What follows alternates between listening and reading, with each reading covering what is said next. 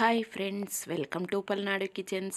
ఈరోజు నేను మీకు రసం పొడి ఎలా ప్రిపేర్ చేసుకోవాలో చూపిస్తానండి. అందుకోసం ఫస్ట్ ఒక గిన్నెలో ఒక గ్లాస్ వేడి నీళ్ళు వేడి చేసుకొని 4 టమాటా ముక్కలుగా కట్ చేసుకొని ఆ టమాటా ముక్కలు మెత్తపట్టడానికి దాంట్లో పోసుకొని అది పక్కన పెట్టుకుందామండి. ఈలోపు మనం రసం పొడికి కావలసినవి 1 కప్పు ధనియాలు వేసుకుంటున్నాను. అవి ఫ్రై అయిన తర్వాత ఒక ప్లేట్లోకి తీసేసుకుందాము. అలాగే ధనియాలు ఫ్రై అయిన తర్వాత అదే కప్పుతో ధనియాలు ఏ కప్పుతో తీసుకున్నామో అదే కప్పుతో కందిపప్పు కూడా తీసుకుని దీన్ని కూడా ఫ్రై చేసుకోవాలండి. అలాగే 1/4 కప్పు మిరియాలు కూడా తీసుకుంటున్నాను. చూశారు కదా, ఇవి కూడా బ్రౌన్ కలర్ రాగానే ఒక ప్లేట్లోకి తీసేసుకుందాము. అలాగే ఎండుమిర్చి కూడా వేసుకొని ఫ్రై చేసుకోవాలండి. మనం రసం పొడి చేసుకుంటున్నాం కదా. అలాగే స్టవ్ ఆఫ్ చేసుకున్న తర్వాత కరివేపాకు, ఒక గుప్పెడు కరివేపాకు కూడా వేసుకొని ఆ వేడికి అది ఫ్రై అయిపోతుందండి. ఇది కూడా ఫ్రై అయిన తర్వాత ఒక ప్లేట్లోకి తీసేసుకుందాము. అలాగే ఇప్పుడు 1/4 కప్పు మనం 1 కప్పు ధనియాలు తీసుకున్నాం కదా, ఆ కప్పులో 1/4 కప్పు జీలకర్ర కూడా తీసుకొని దాన్ని కూడా వేడి చేసుకోవాలండి. జీలకర్ర లో ఫ్లేమ్లో పెట్టుకొని వేడి చేసుకోవాలండి. చూశారు కదా, వీటన్నిటిని మనం ఫ్రై చేసుకున్నాం కదా. ఇవి కొంచెం చల్లారిన తర్వాత అందులో 1 స్పూను ఇంగువ పొడి కూడా వేసుకోవాలండి.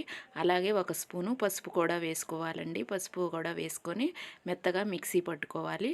చూశారు కదా, నేను మిక్సీ పట్టాను. ఇప్పుడు రసం ఎలా ప్రిపేర్ చేసుకోవాలో చూపిస్తున్నాను. ఒక గిన్నె పెట్టుకొని దాంట్లో ఆయిల్ వేసుకొని 1 స్పూను మెంతులు, 1 స్పూను జీలకర్ర, పచ్చాగా దంచి పెట్టుకున్న చిన్నులపాయ వేసుకోవాలండి. ఇక్కడ మీరు కావాలనుకుంటే కొంతమంది అల్లం ముక్కలు వేసుకుంటారండి. నేను వేయట్లేదు, కావాలంటే వేసుకోవచ్చు. అలాగే కరివేపాకు కూడా వేసాను కదా. ఇప్పుడు మనం ముందుగా నానబెట్టుకున్నాం కదండి టమాటా ముక్కలు, వేడి నీళ్ళు పోసుకొని ఆ ముక్కలు కొంచెం స్మాష్ చేసి ఆ వాటర్తో సహా పోయాలి. అలాగే ఇప్పుడు కొంచెం దీంట్లో సరిపడినంత సాల్ట్ కూడా వేసుకోవాలండి. సాల్ట్ వేసిన తర్వాత మనం నిమ్మకాయ సైజ్ అంతా చింతపులుసు పిండుకొని దాంట్లో వేసేసుకోవాలి. చూశారు కదా, ఇంకా దీంట్లో అన్ని ఇంగ్రీడియంట్స్ వేసామండి.